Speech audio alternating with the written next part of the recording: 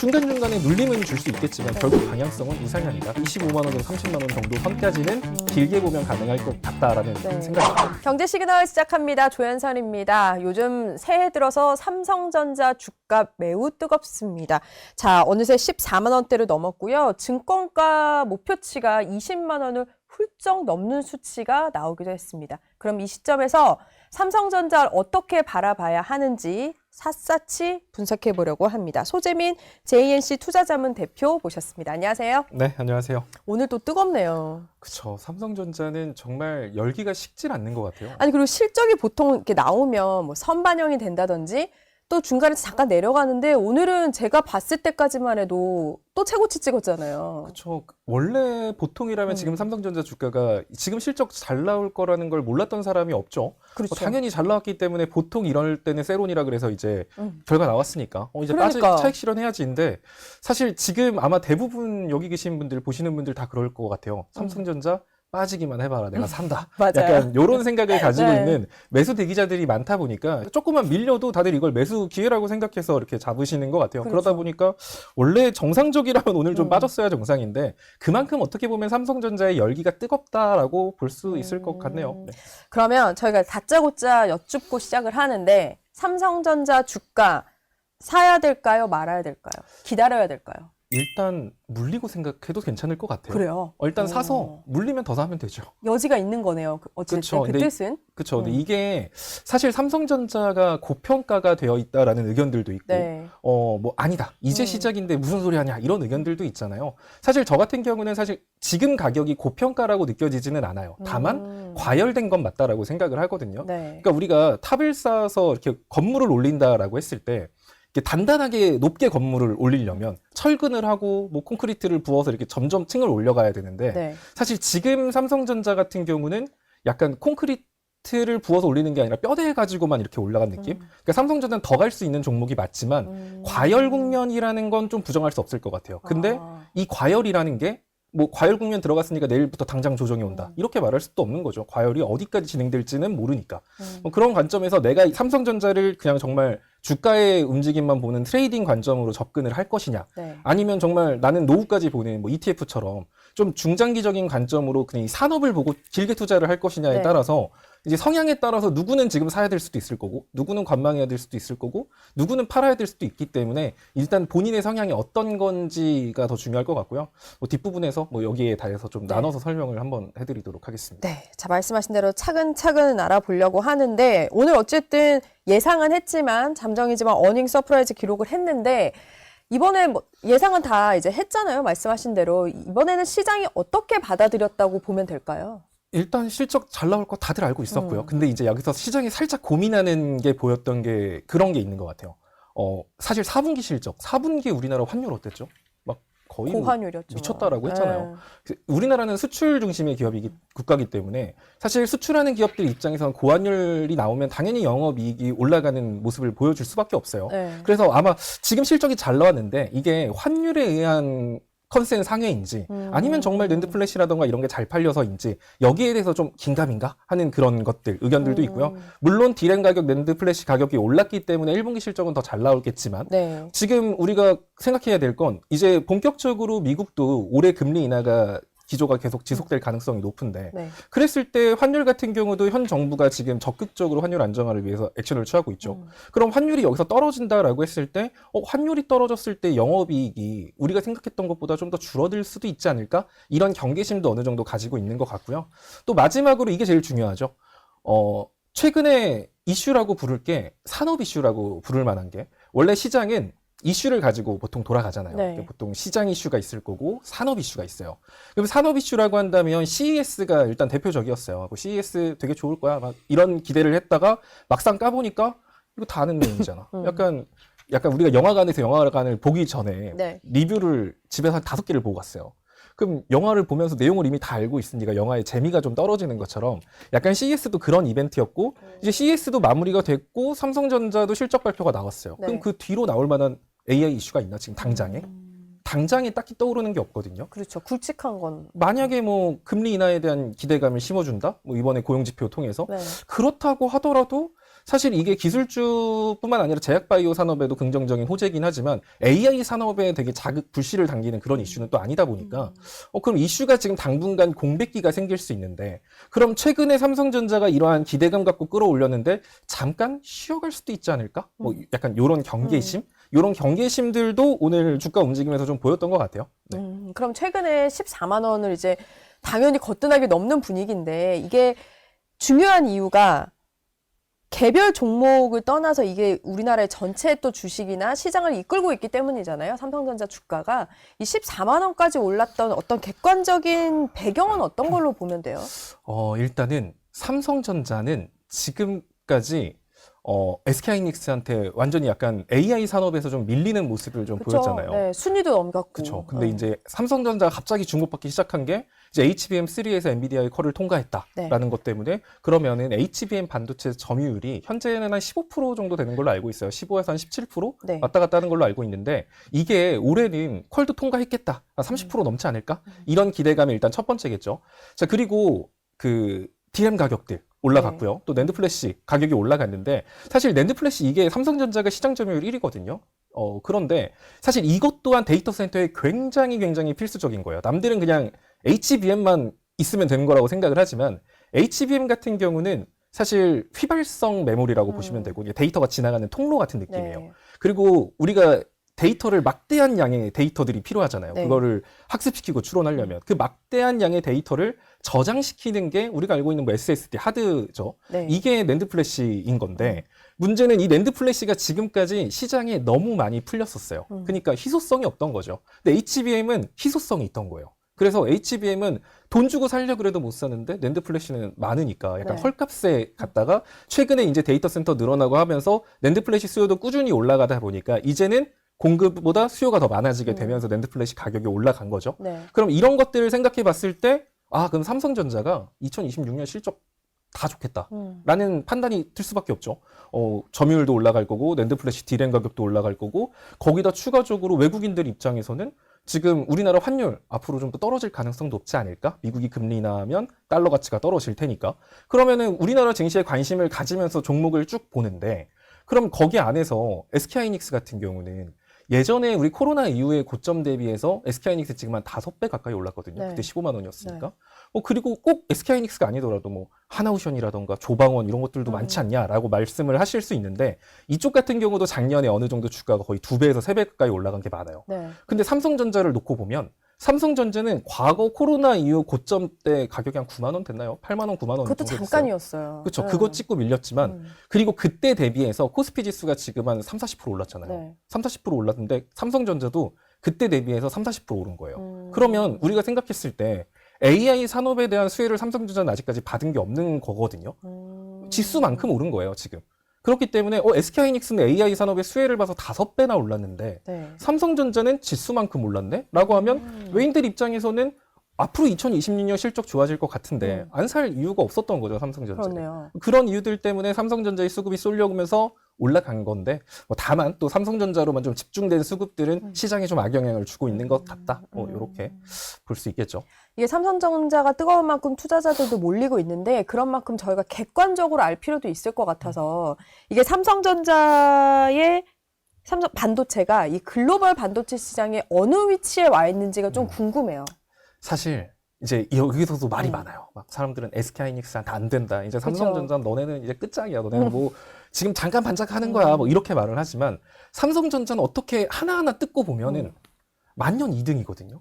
파운드리에서도 이제 사람들 보기에는 파운드리 야 그거 TSMC한테 완전 지고 있잖아. TSMC 막 이만큼 지금 점유율 높은데 삼성전자는 요만큼밖에 안 되고 이게 삼성전자 안 돼. 파운드리도. 그리고 HBM 반도체 이것도 하이닉스한테 안 돼. 너넨 2등. 그러면 너네 또 뭐 있냐? 시스템 반도체? 야, 퀄컴의 스냅드래곤을 니들이 따라갈 수 있어, 엑시노트가? 너넨 안 돼. 그러니까 삼성전자가 지금까지 무시받았던 건 뭐 하나 1등이 없어요. 다 2등이에요. 네. 그래서 삼성전자를 부정적으로 보시는 분들은 니들이 원래 세상이 그렇잖아요. 1등만 기억하고 2등은 무시받는 세상이니까. 이제 그런데 우리가 여기서 생각해 봐야 될 거는 그거예요. 아까 여기서 핵심은 뭐냐면 삼성전자는 다 해요. 그렇죠. TSMC 너네 반도체 설계할 수 있음? TSMC 우리는 만드는 건 잘하는데 설계는 못해. 하이닉스 너네 반도체 설계만 잘하지 만들 수 있어?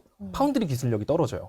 그럼 퀄컴 너네들도 시스템 반도체 잘 만들어? 근데 우리는 직접 다 만들 수 있거든. 그러니까 삼성전자가 지금 그 테슬라의 일론 머스크의 그 러브콜을 받고 둘이 네. 잘 되고 있는 것도 삼성전자는 이 모든 걸 설계부터 생산까지 다 할 수 있다라는 점. 그리고 하이닉스 같은 경우는 사실 메모리 반도체의 강자예요. 네. 근데 삼성전자는 메모리 반도체, 비메모리 반도체 할 거 없이 두 개 다 반도체 설계를 하거든요.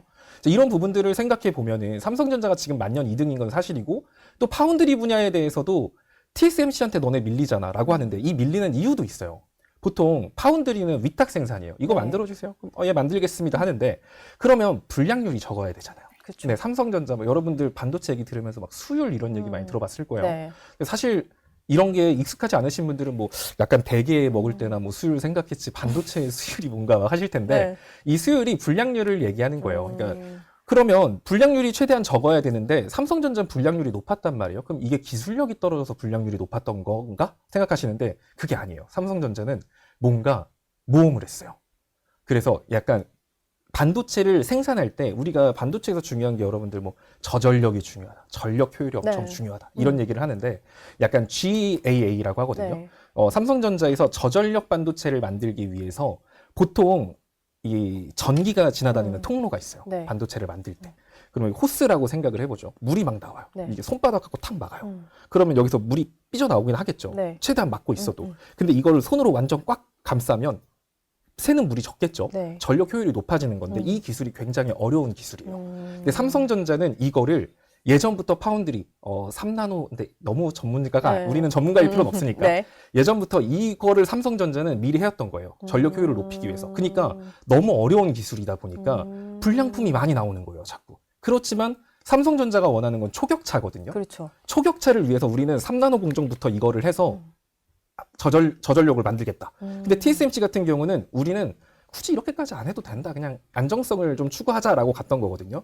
그러다 보니까 만드는 과정이 어려우니까 수율이 좋을 수가 없는 거예요. 그렇죠. 그러니까 그러면서 점점 우리가 뭐 위탁 생산을 맡기는 사람 입장에서는 와, 삼성전자 니네한테 맡기니까 제품 진짜 좋다. 야, 너는 얘네들 거보다 제품 질은 좋거든?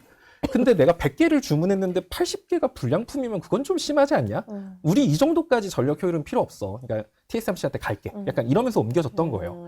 이제 그런데 이제 삼성전자의 이제 수율도 많이 올라온 상태이기 때문에 네. 불량률도 줄어들었고 그러면 이제 HBM 반도체 4부터 이제 계속 올라가겠죠. 네. 근데 이제 점점 반도체가 올라가면 올라갈수록 여러분들 뭐 유리기판이라던가 이런 얘기 나온 게 네. 전력 효율 때문이거든요.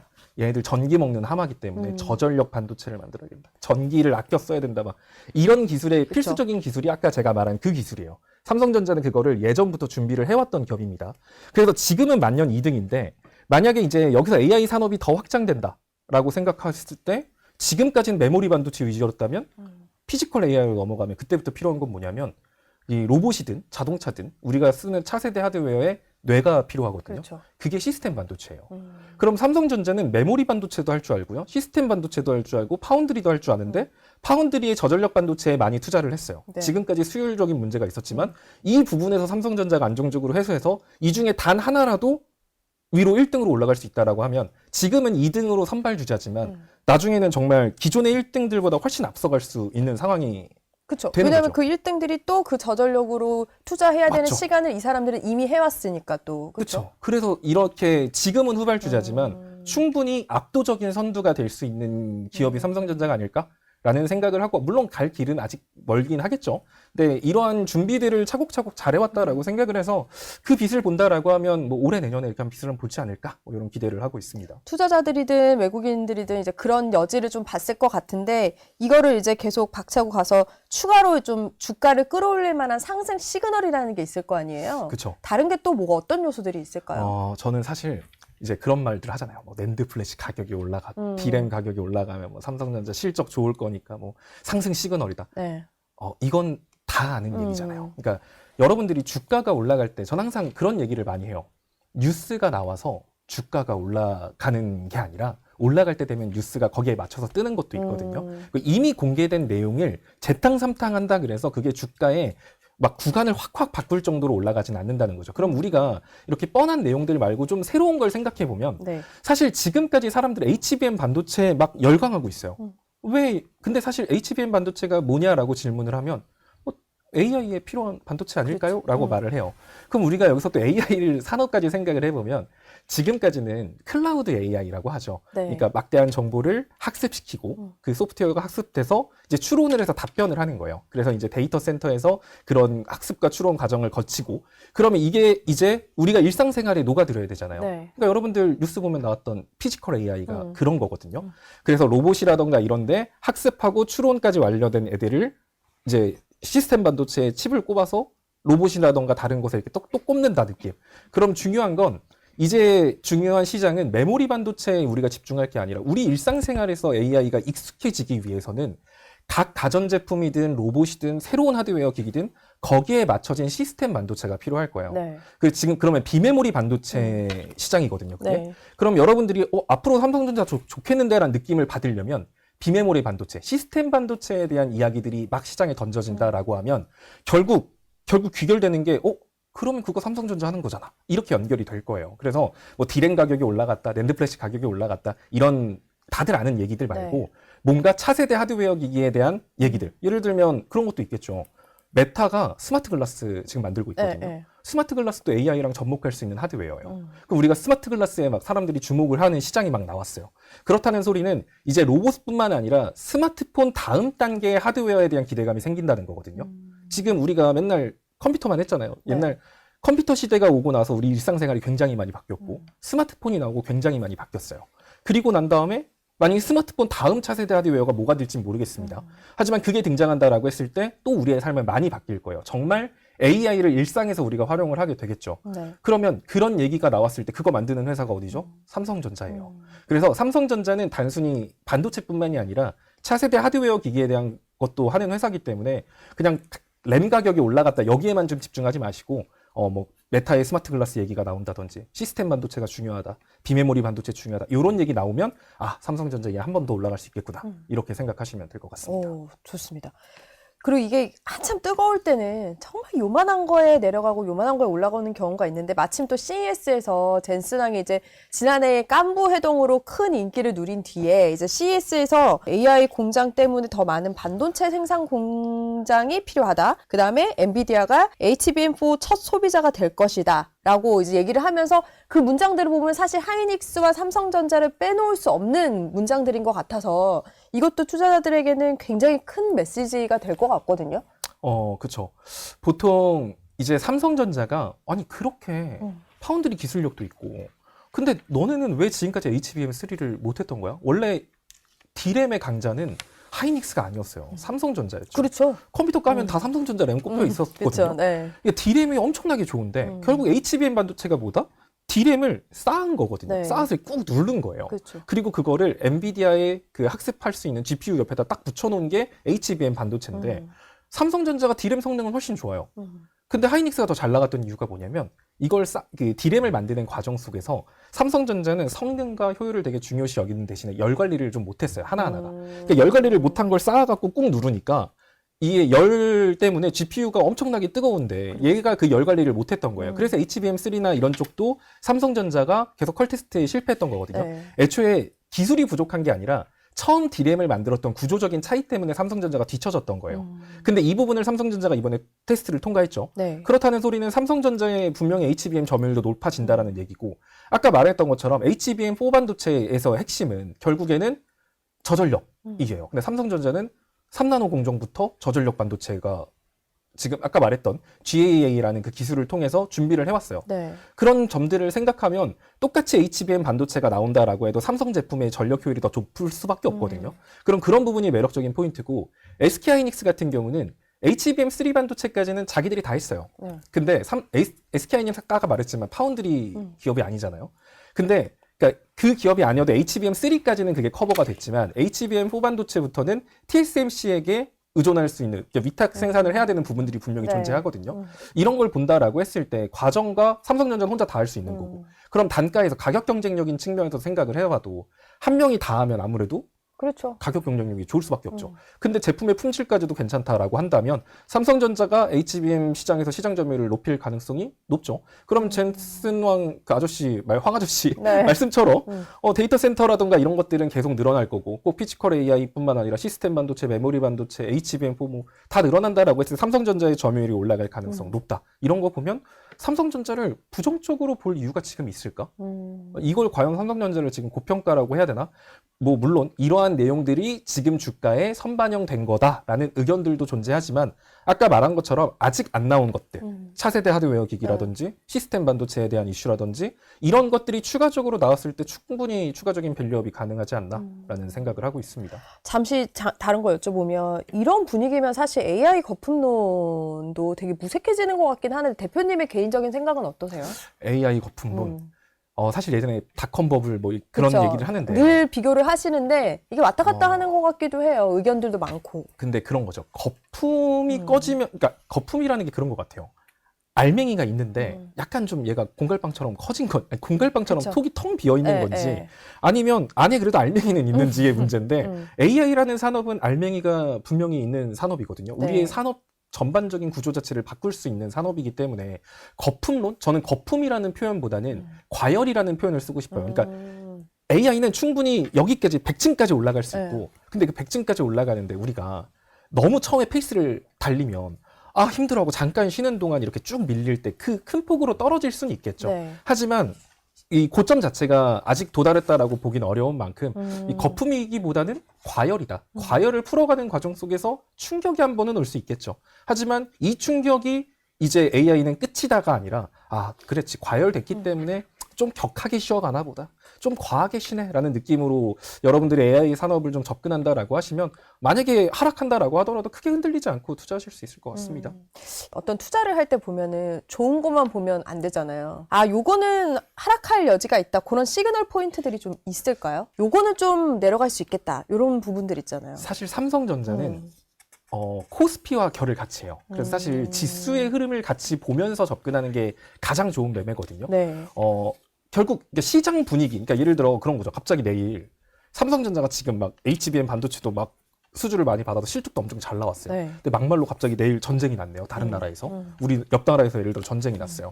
그럼 시장 분위기가 그런 상황 속에서 삼성전자가 실적이 좋든 뭐든 무너지는 건 똑같거든요. 그래서 저는 만약에 삼성전자가 꺾인다라고 하면 시장 분위기 때문에 눌리는 거지 네. 방향성 자체가 꺾일 거라고 보진 않거든요. 그래서 만약에 삼성전자가 빠진다? 우리가 예상하지 못했던 방향성이 꺾이기 위해서는 정말 시장이 예상하지 못했던 대형 악재가 터지는 게 아니다라고 하면 삼성전자가 눌린다고 해서 추세가 꺾였다라는 판단보다는 최근에 산이 높았기 때문에 골도 좀 깊구나라는 생각으로 보시면서 가는 게 낫지 않나. 그래서 아까 말씀드렸던 게 내가 그냥 단순히 트레이딩 관점으로 삼성전자를 접근하느냐 아니면 정말 몇 년을 길게 보면서 산업의 성장성을 보면서 가냐 여기에 따라서 여러분들이 매매 전략이 달라지는 거예요. 내가 트레이딩 관점으로 본다라고 하면 코스피 지수 여기 이탈하면 예를 들어 코스피가 빠지면 삼성전자 혼자 못 올라가거든요. 반대로 코스피 올라가는데 삼성전자 버리고 가지도 않아요. 네. 즉 코스피 지수가 꺾일 수 있는 기술적 포인트들을 여러분들이 잡아서 매매를 하면 뭐 조금 이따 뒷부분에서 좀 더 구체적으로 한번 여기 전략에 대해서는 한번 달아보도록 하겠습니다. 근데 대표님 지금 듣다 보니까 지금 목표치가 되게 높게 나오는데 대표님은 개인적으로 뭐 수치까지는 아니더라도 어느 정도 선까지는 갈 수 있다고 보세요? 뭐 조정의 기간은 있겠지만 조정의 기간은 있겠지만 정말 이거는 1년 단인가요? 아니면 막 한 5년, 10년 단인가요? 일단 올해로 한번 해볼까요? 올해? 올해?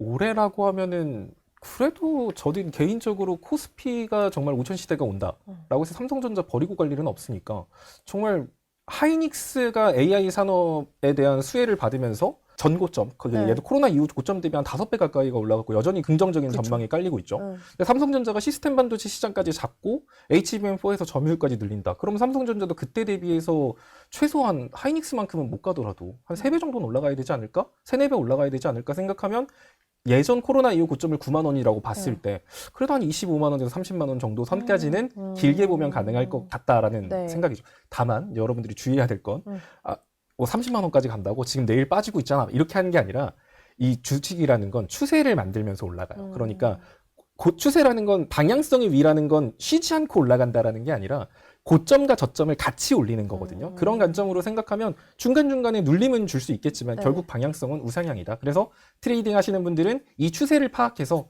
추세선 상단에선 일부 팔고 추세선 하단에선 다시 잡고 이렇게 하는 게 효율적으로 가장 좋겠죠. 근데 이제 난 그렇게까지 너무 어려서 못할 것 같아 하시는 분들은 그냥 빠져도 지금 산업이 당장 방향성을 바꿀 리는 없기 때문에 빠지면 구간마다 좀 나눠서 더 담는 방식으로 가면 좋을 것 같습니다. 그리고 저도 하나 궁금한 게 이제 반도체에 대해서는 트럼프 대통령이 관세에 대해서 이제 언급은 했었죠. 곧 할 거다라고 하고 나서는 구체적인 언급이 없는데 이게 지금 엄청나게 호황기이기 때문에 뭐 말씀 주신 대로 함부로 건드릴 수 없는 포인트이기도 해요, 미국이. 그런데 지켜보고 있는 거 아닌가라는 생각도 동시에 들거든요. 어떻게 보세요? 사실 트럼프 대통령이 이렇게 관세를 하는 것에 대한 이유는 물론 미국의 재정 적자를 축소하기 위해서도 있지만 반도체에 대해서는 사실 전략 자산이잖아요. 그렇죠. 그러다 보니까 트럼프 네. 대통령도 함부로 하기가 좀 뭐예요. 반도체 HBM 설계 쪽은 하이닉스가 꽉 잡고 있고 그래 파운드리는 TSMC한테 맡긴다 쳐도 설계 도면이 없으면 쟤들이 어쩔 건데. 그렇죠. 그래서 사실 미국이 이렇게 반도체에 좀 집착하는 이유 중에 하나는 결국 AI 산업으로 산업 구조가 바뀜에 따라서 네. 산업이 뭔가 기술적으로 한 단계 몇 단계 더 밸류업 될 수 있지 않을까라는 전망이 많은데 그럼 여기서 미국하고 중국하고 초격차를 내기 위해서라도 네. 미국이 먼저 이 시장을 독점해야 되니 너네들은 중국한테 주지 말고 우리한테 일단 협조를 해라는 느낌이거든요. 그러니까 정말 한국 반도체 회사들 돈 많이 버네? 야, 우리 좀 돈 좀 줘. 요런 느낌이 좀 아니라는 거예요. 다른 것과 다르게 그렇죠. 그렇죠. 다른 산업군과는 다르게 그런 느낌이 아니기 때문에 사실 이제 바이든 정권 같은 경우는 이 방법을 우리한테 오면 보조금도 주고 그렇죠. 이렇게 할게요. 근데 네. 이렇게 하는데 사실 뭐 그 돈 안 받아도 우리 돈 많이 벌면 되지 뭐. 약간 이런 느낌? 너네 나라한테 가면 인건비만 비싸지고 아 힘들어 관리하기 힘들어. 근데 트럼프 대통령은 그걸 아니까 관세가 더 확실한 무기라고 하는 거죠. 우리나라에 투자 안 하면 페널티를 줄 거야. 네. 그러니까 이런 느낌으로 미국 내에서 만들라고 하는 거고 또 이렇게 만들라는 뭐 근본적인 이유가 뭐 다른 나라에서 만든 반도체 들어왔을 때 뭐 안보적으로 문제가 있다 뭐 이런 얘기들도 있지만 실질적으로 제가 보기에는 미국하고 중국하고 기술 패권 다툼에서 미국이 우위에 서기 위해서 하는 행동이라서 반도체 산업군에 대해서 아주 강압적으로 막 할 수는 없을 것 같거든요. 그래서 만약에 그런 이유 가지고 반도체가 흔들린다? 그러면 저는 기회다라고 생각할 것 같아요, 대략. 그러면 기회다라고 하신다는 거는 그때 많이 뭐 매수를 해놓는다면 또 오를 여지가 있기 때문에 기회라고 그쵸. 하시는 거죠. 그런 이유 때문에 빠지는 건 다시 또 올라갈 테니까요. 그래서 만약에 그런 이유로 시장을 겁을 준다라고 해서 반도체가 막 10% 20% 빠졌어요. 네. 그럼 사실 막 그거에 겁먹어서 완전히 큰일 났다. 트럼프가 반도체 관세를 이렇게 많이 하니까 우리나라 반도체 산업 망했다. 이게 아니라 우리나라 반도체 산업이 망하면 반도체 만들 회사들이 거의 없습니다. 그러니까 산업 자체, 전 세계 반도체 AI 산업, 반도체 산업 자체가 흔들릴 수 있는 부분이기 때문에 오히려 그게 지속되지는 않고 단발성 이슈로 끝날 가능성이 높으니까 그런 걸로 만약에 크게 떨어진다? 그럼 지금까지 삼전 잡고 싶었는데 못 샀다 하시는 분들은 되려 기회가 될 거고 가지고 있던 분들 입장에서는 그때 팔걸 이런 생각이 들 수 있죠. 네. 하지만 내가 정말 길게 보고 가고 있다라고 하면 그래 이런 기회에 좀 더 사지 뭐 이렇게 가시면 될 것 같습니다. 요즘 보면은 예전에는 사실 진짜 부동산 얘기를 많이 했거든요. 근데 요즘은 카페를 가든 어딜 가든 마지막은 결국에는 주가 그리고 삼성전자, 반도체 이렇게 얘기를 하는 것 같아서 근데 너무 올라 있으니까 이게 뭐 고평가든 저평가든 떠나서 사람들이 이거 들어가도 되는 건지 아니면 떨어질 때까지 다시 기다려야 되는지 하는데 이게 이제 처음 시작하시는 분들과 아닌 분들의 차이가 있을 것 같은데 이 포트폴리오를 좀 어떻게 짜야 될까요? 일단은 아까 중요한 게 내가 트레이딩 관점으로 접근을 하느냐 아니면 뭐 많은 분들이 그런 거 많이 하시더만요. 그 ETF 같은 거 사서 모아가지고. 그쵸. 근데 저는 개인적으로 그런 생각을 하거든요.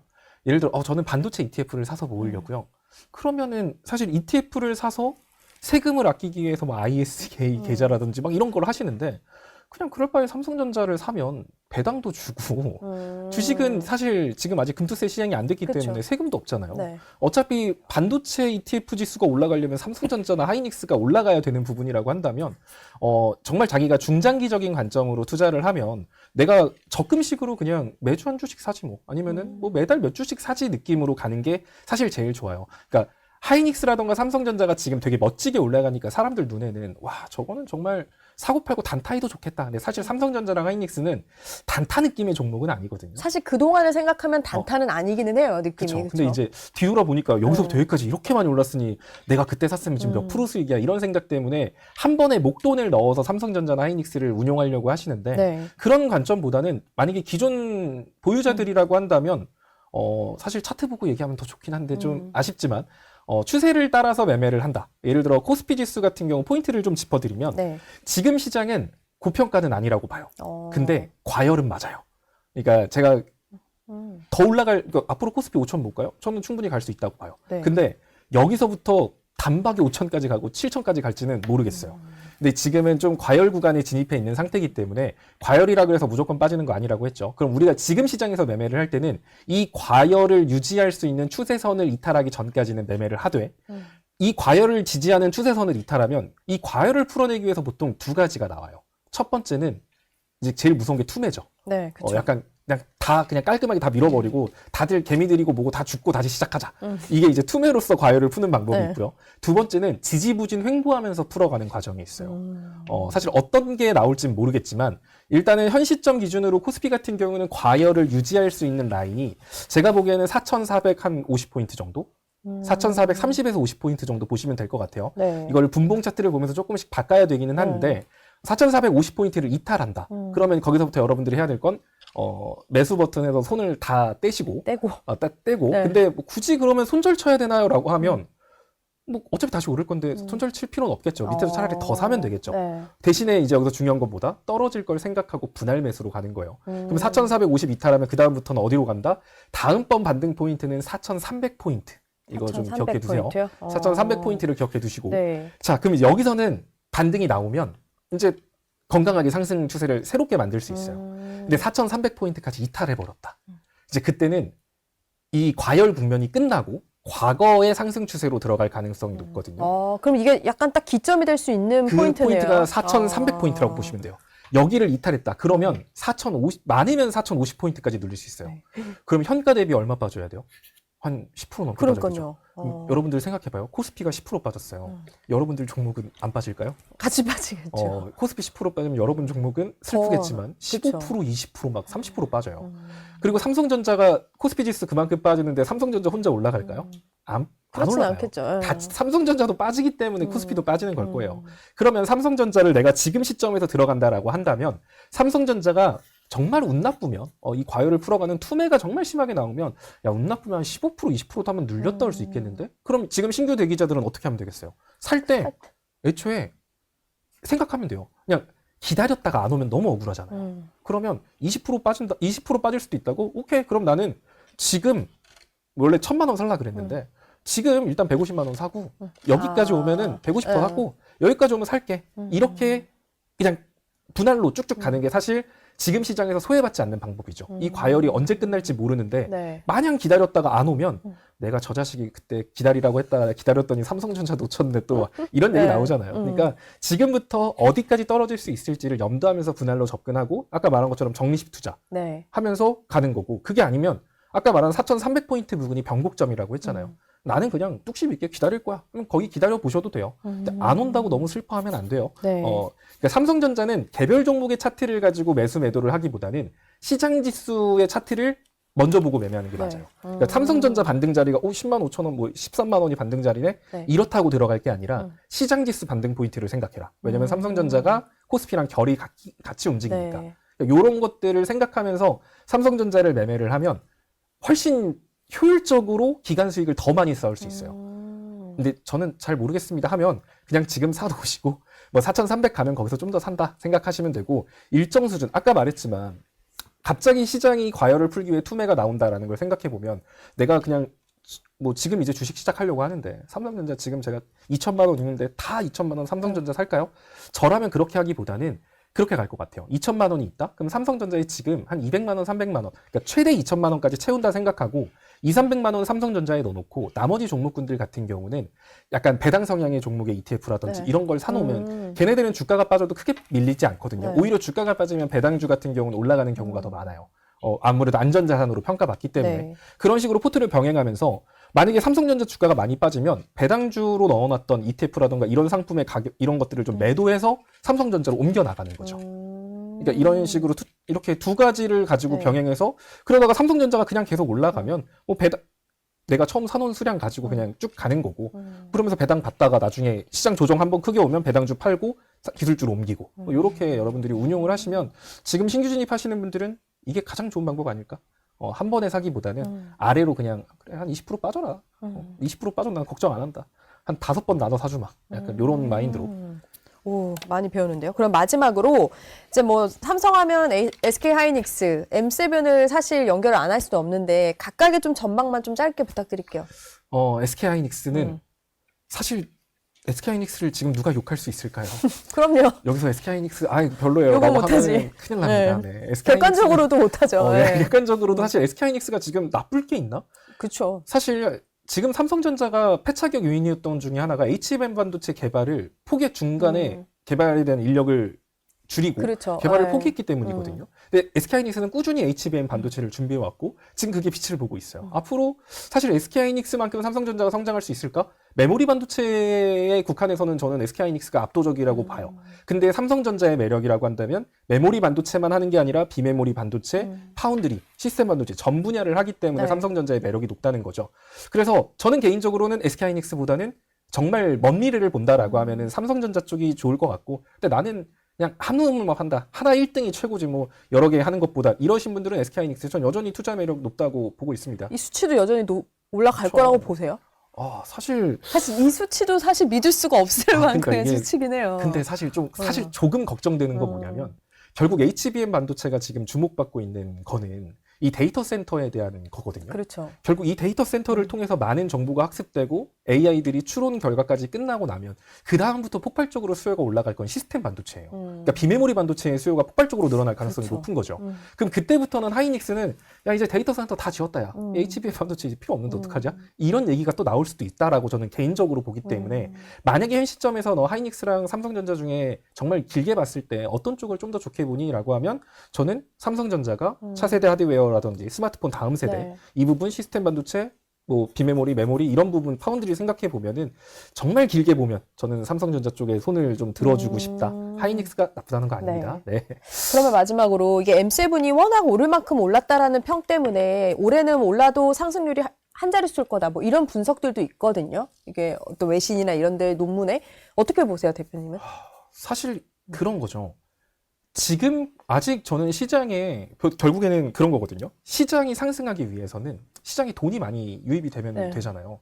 근데 올해부터 본격적인 금리 인하가 된다라고 하면 거품이 낀다라고 하면은 이제 금리 인하가 막 올해 5월부터 막 연달아 됐어요. 네. 그래서 시장에 막 막대한 유동성이 들어왔어요. 그때부터는 경계를 해도 아직 금리 인하 제대로 시작도 안 했잖아요. 그렇죠. 아직 파월 의장이 굳건하게 서 있고 다음 차기 의장 들어오지도 않았는데 벌써부터 M7이 이제부터는 별로 덜 오르지 않을까 보다는 그 고민은 한 올 연말쯤에 한 올 연말. 내년쯤에 그런 고민을 네. 해야 되지 않을까. 약간. 그러면 갖고 계신 분들은 그냥 쭉 가도 된다.